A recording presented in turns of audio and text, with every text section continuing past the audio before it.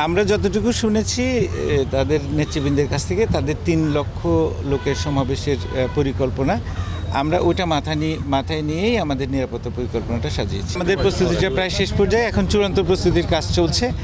ইনশাল্লাহ আমরা আশা করছি একটা নির্বিঘ্ন প্রোগ্রাম এখানে হবে, সুন্দর, শান্তিপূর্ণ এবং আনন্দমুখর পরিবেশে লোকজন আসবে, এই জনসভায় উপস্থিত হবে এবং আমরা আমাদের সিকিউরিটিটা ঠিকমতো দিয়ে প্রোগ্রামটা সুন্দর মতো পার করতে পারবো।